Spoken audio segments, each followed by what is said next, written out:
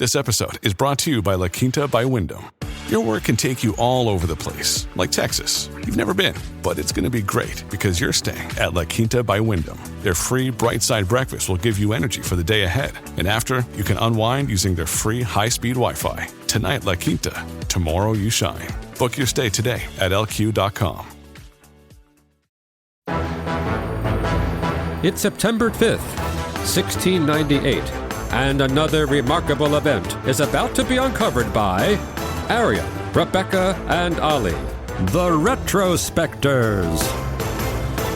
Throughout history, beards have offered different things to different people, being used variously for warmth or as a symbol of masculinity, or at some points as a demonstration of status or even piety. Or in your case, just a representation of inner laziness.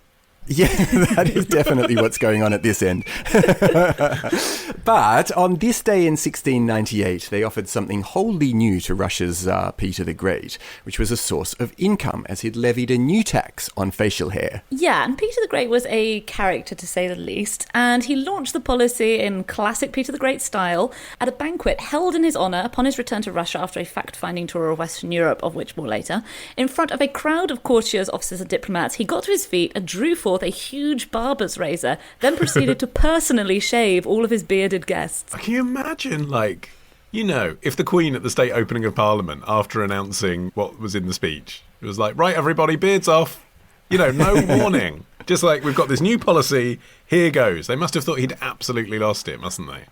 One of the accounts that I read said that given his political stature, none of his party guests flinched, but also his physical stature may have contributed because he was 6'8". Yeah, and this proved to be his undoing on the fact-finding tour of Europe. His idea was that, so at the time, Russia was very powerful, obviously very vast nation, but it was insular, and it was starting to seem more and more out of step with the major European powers who were doing things like setting up colonies, making these scientific, economic advances.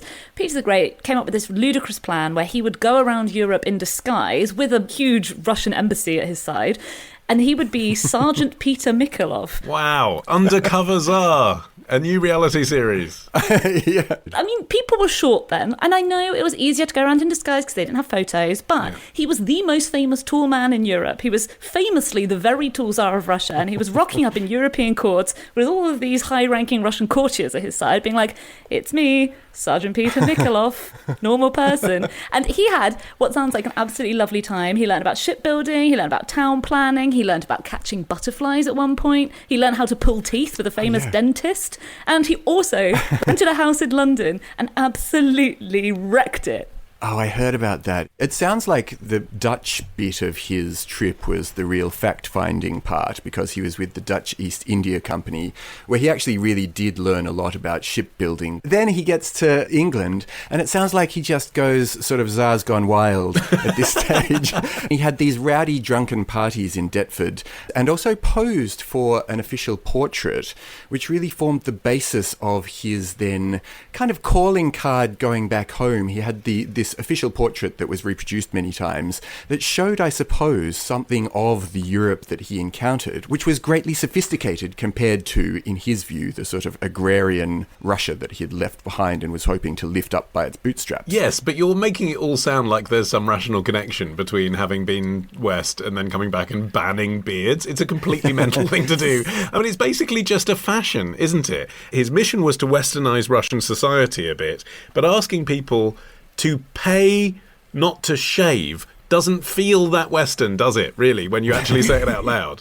I mean, I know that there was an element of truth, and I guess normal Russian citizens would have seen tradesmen from Europe increasingly flowing into the country with all their exotic wines and oils and stuff with their beardless faces. They must have recognised to some extent, oh yes, there's a different, slightly more progressive world out there that doesn't have beards, maybe Russia should keep up. But to try and actually instill that through tax is so crazy that I think the fact that we're recalling it at all, and it is recalled as kind of one of the wacky taxes from history, misses the point that, yes, he did do this, but also he taxed bathing at one point, fishing, beekeeping. Like, he was just keen to tax everything, not just for these fashionable reasons, but to guarantee some income for the state coffers, just like any czar in history has needed to do. His original idea was just to ban beards altogether, but then it became obvious that this was going to cause an issue with the Orthodox Church, the clergy of which traditionally wore facial hair. I know. Try and audio describe a Russian Orthodox priest to anyone who's never seen one before, and how many seconds are you in before you use the word beard? It's just a beard under a big furry hat. So he had sort of backpedal on that. But it was part of a wider dress reform, which was, as you say, Ollie, targeted to westernised Russia. And so Peter also targeted what was seen as backwards Russian dress, the traditional long sort of, it's called a kaftan, that sort of long, ornate overcoat. That had to be swapped for Western-style jackets and breeches. Women were supposed to ditch their loose, colourful, high-necked dresses, if you imagine, traditional Russian dress, and headscarves, and instead they were supposed to be wearing European-fitted frocks.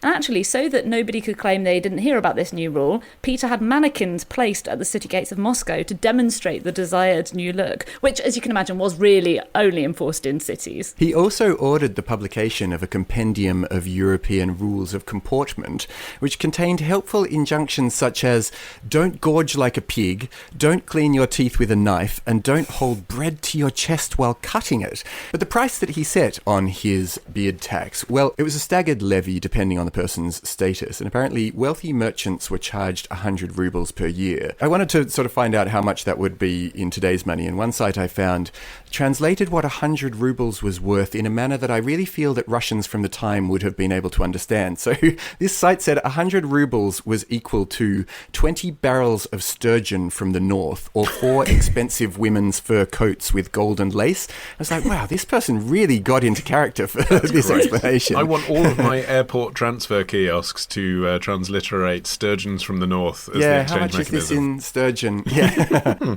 Or 2 kopecks for the lower classes. So this is the thing, there was a real range of how much you'd have to pay for your tax based on your income, but peasants were excluded, presumably because they all had beards and none of them could afford to pay even the 2 kopecks. Well, this sort of speaks to the reason that beard tax was never a massive earner. I mean, it was obviously very hard for the state to monitor the chins of all men in Russia.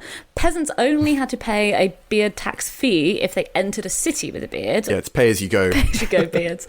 Who the tax was really aimed at were the boyars, who we've talked about them before. They were the sort of the aristocratic class. They were recognisable by wearing long grey beards. That was their go-to look. So the tax was kind of aimed at taking them down a peg or two. They were becoming very bolshy, and it was a way of reminding them who was in charge. If they chose to continue with their bearded ways, they had to pay 100 rubles a year. Everyone in Moscow who wanted to wear a beard had to pay 30 rubles, probably because Peter was envisioning Moscow as the sort of show city of his new westernized Russia. But once you paid, you would get given a token, and you can buy them online. Did you guys look them up? You can buy them on eBay. I want one. You'd get silver if you were a member of the nobility and copper for an ordinary person. You had to carry it around with you all the time. Did you see it's all carved on the front of it? It depicts a nose and a mouth with a moustache and a beard underneath. It's quite funny looking. I love it. And on the token, the phrase money taken appeared to assure everyone that you were wearing your beard righteously. But a later version came with a kind of cigarette packaging style warning printed around the edge that said, the beard is a superfluous burden. And you had to wear this around your neck. It's not like you could keep it in your pocket. You had to display that to everybody. Which must have been quite a cool anti-establishment thing. I think so. And also wearing a beard must have been a status symbol that you could now go, well, look, I'm one of the people who can pay the tax, so I'm both wealthy and funky. And warm. I mean, that's the other thing. You're talking about some of the coldest cities on Earth. Why wouldn't you have a beard? Like, I've done it before. I've shaved in the winter and suddenly felt noticeably colder. If I lived in Russia, I think I'd definitely have a beard. Now, over time, this law evaporated, essentially, as people refused to comply with it. I mean, that's what happens, isn't it? Like, however long it's on the statute books for, if people aren't actually doing something like this, then over time it ceases to be a enforceable law.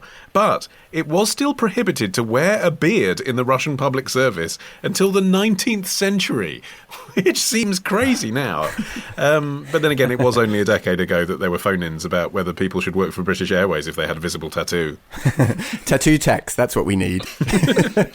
I think it's probably no coincidence that it was rescinded by Catherine the Great, who obviously was unaffected by the beard tax. Didn't have to worry about her own facial hair, one assumes. The most recent example that I could find of at least a proposed beard tax was in 1907 in New Jersey in the state legislature, where a member introduced a bill for graded taxation for men with beards, and apparently argued that men who grew beards had something to hide. And he pointed to evil celebrities, including Holmes the trunk murderer and Palmer the poisoner, as the sort of wicked whisker wearers. His proposed tax was that an ordinary beard would be charged at $1 per year, and people whose whiskers were longer than 6 inches long would be charged $2 per inch per year. And apparently there was, for men sporting a red beard, they'd be charged an extra 20%, but the reason for that was never clarified. I thought that's just discrimination. I think a ginger tax is a step too far. I agree. Tomorrow. And he realised that the money made by impulse purchases would vastly outweigh anything that would be lost through shoplifting, and obviously he was correct. Ditch the ads and get a Sunday episode when you join Club Retrospectors. Patreon.com/retrospectors. I'm historian Ruth Goodman, host of Noise's newest podcast, The Curious History of Your Home. I spent my life investigating the hidden history of everyday objects. The vacuum cleaner in your cupboard, sleek and compact today, but when it was invented, it was literally powered by horses and took 4 to 6 people to operate. The minty fresh toothpaste by a sink. Well, if you lived in ancient Greece, you'd be washing your teeth with ground up bones and oyster shells. Double glazed windows?